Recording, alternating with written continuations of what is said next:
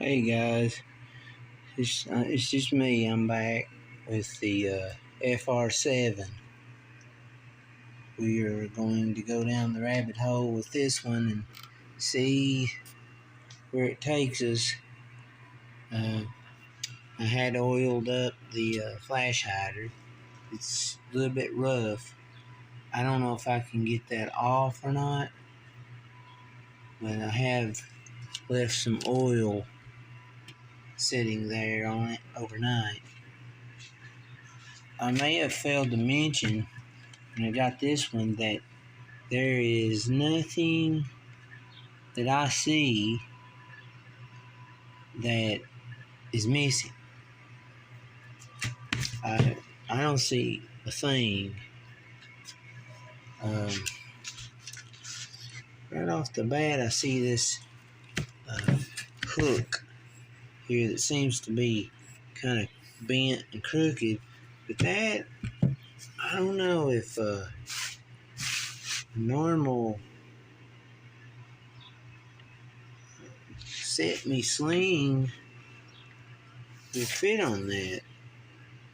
I'd have to take a look at the FR8 and see, but that seems a little different. The wood on this, I think, is going to be awesome. I can see some striping and the grain,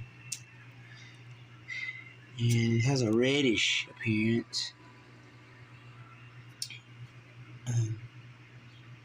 I had an old stock that I was thinking I surely would have to put on this, but this stock's in great shape.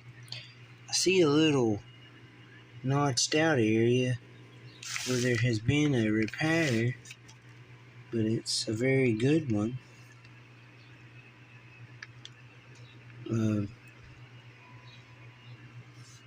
The bolt is rusty, but it functions. It does have a firing pin, extractor. As of right now, I don't see anything that would make me want to have to buy anything or replace anything. But who knows? But all appearances seem to show that it's a complete rifle. FR7. And that is a low number if they're sequential, 3,765. I read more on the FR8 and FR7, and they were both made at the same time in the 50s.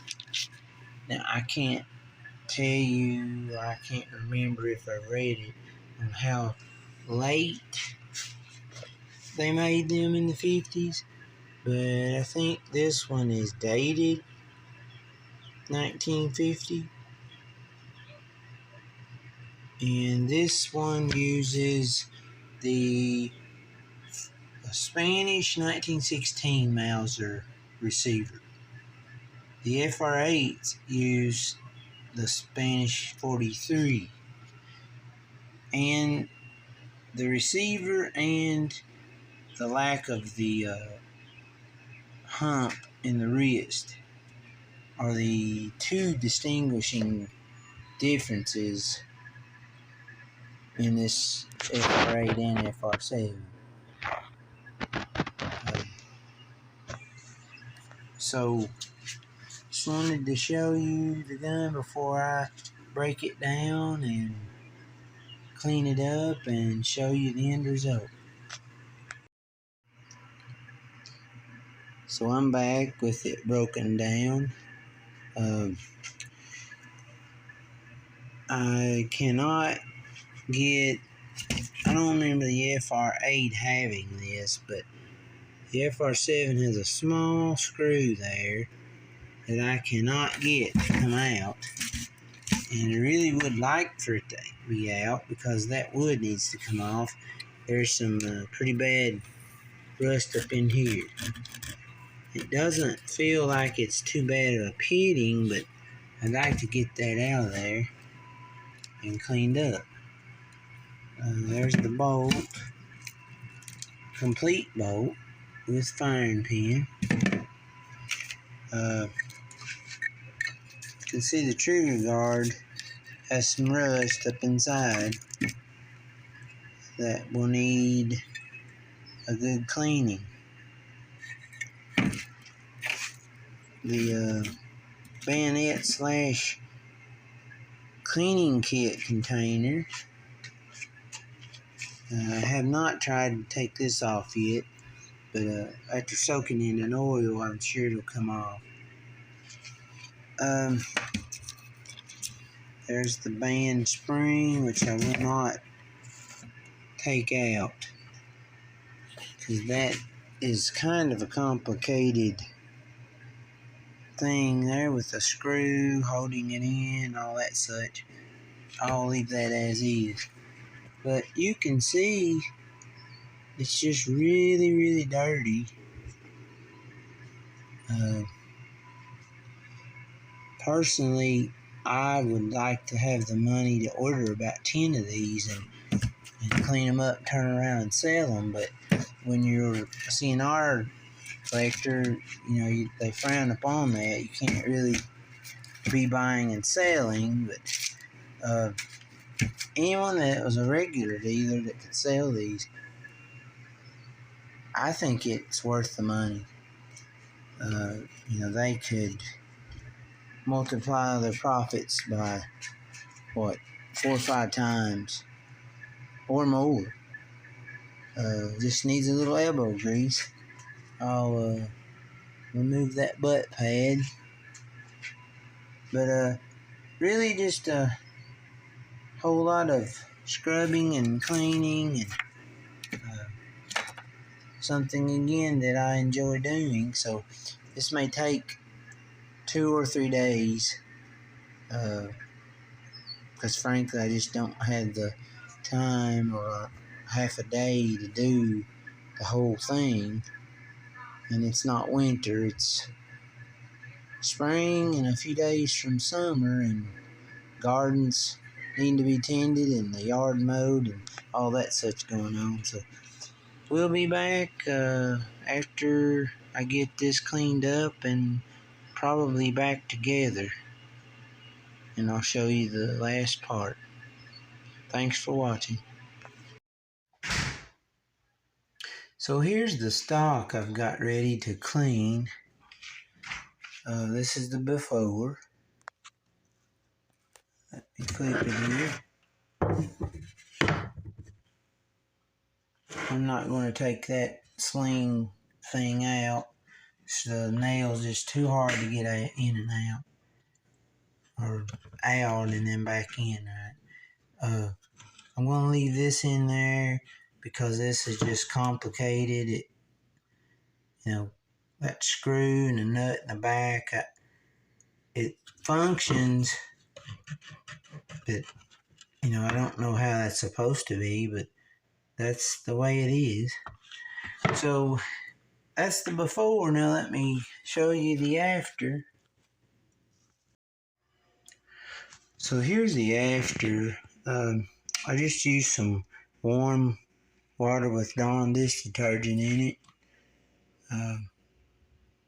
Washed it and scrubbed it, and didn't remove any of the shine or the original type finish, but it will look good after it gets dried out, and I'll put a fine layer of linseed oil on it. But you can see those green areas there running through it. I probably could clean it up a little better, but I tend to want to just get the dirt off and leave stock looking the part. So this is the after, now that I've cleaned it.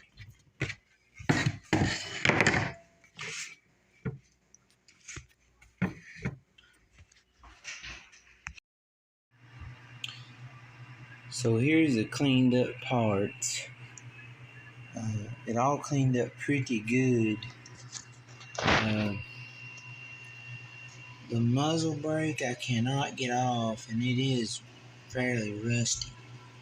I've soaked it in oil. Might put some heat to it later, but I had a little area of pitting under the wood of the handguard, so I had to get that off. I drilled down into that little screw, and the screw loosened and the handguard come off. It's a really nice parkerizing. That's what a lot of these FR7s and 8s have, is a parkerized finish.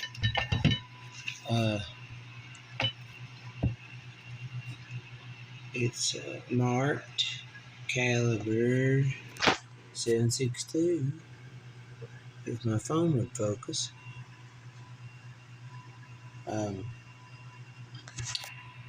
Still need to get the insides wiped. There's some deep grooves in there that I haven't got to yet, but you can see the receiver is in great shape. What little rust there was in here I took off with a brass wheel on a drill, and that doesn't hurt the finish. The bolt number matches the receiver, and I also went back and looked at my FR8, and the bolt matches that receiver. So Hunter's Lodge is selling some matching guns. I don't know who all gets them versus who don't, but it's nice to have a bolt that matches your receiver. The stock is dried out and it isn't as pretty as when it was wet. I'll put a little linseed oil on it and see where this has gotten oiled, and it looks better. It is a little lighter to the stock, but that doesn't ever bother me. So that's pretty much the cleanup.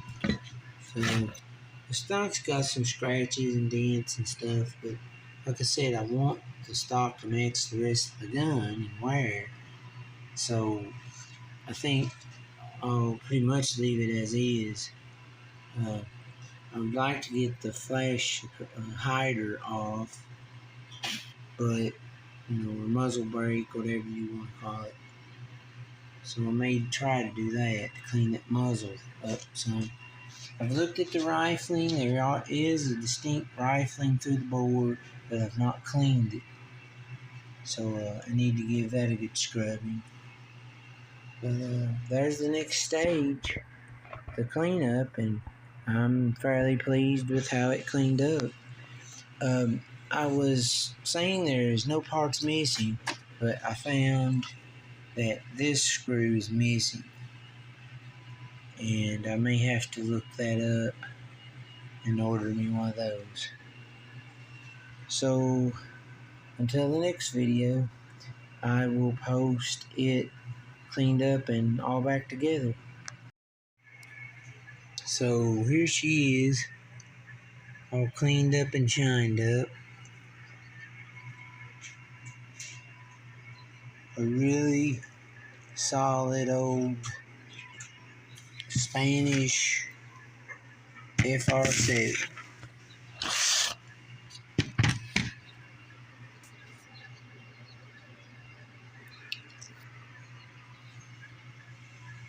I really like the stock,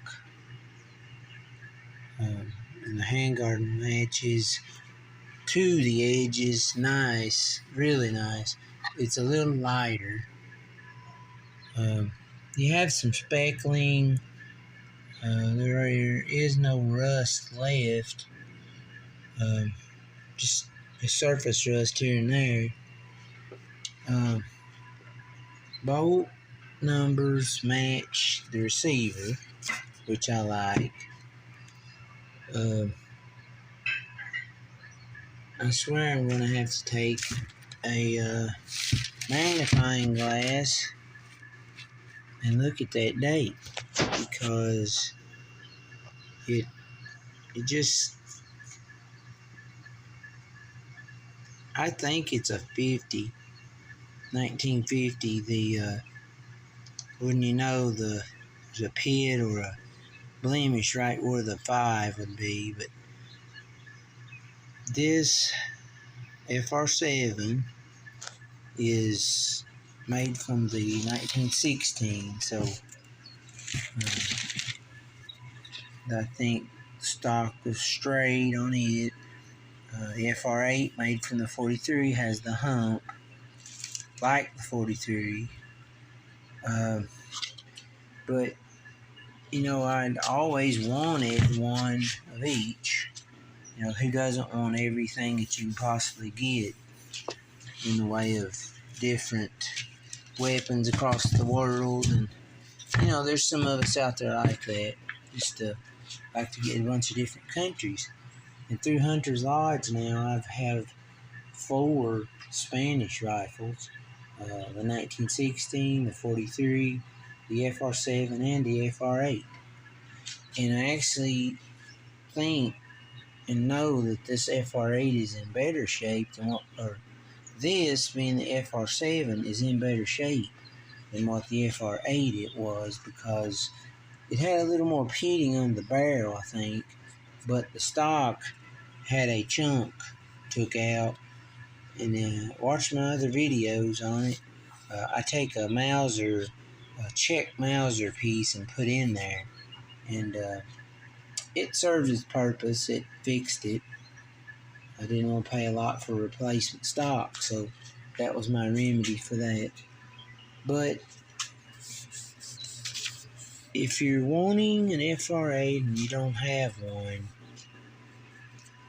my recommendation is to send you off $88 plus 38 shipping for the first gun, and get you one, because you're not going to find them anywhere else for $88 plus shipping. So if you want one, I think they've got several still. You know where to go to get one. But that is it. Cleaned up. Now I hear and read that you should not shoot .308 or modern ammunition through this.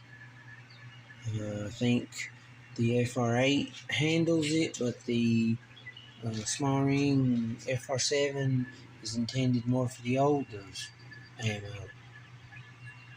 But that's it for this video. I hope you enjoyed the snippets and clips, and me putting it all together. That's what I like doing. Sometimes it takes a longer period of time to get one completed than others, but I just like showing off what I like to do. And if you like to do this sort of thing, and if you like watching my videos, hit the like and also subscribe, and hit the bell up there, and make sure to pick all so that you'll see everything that I put out. So until next time, keep watching.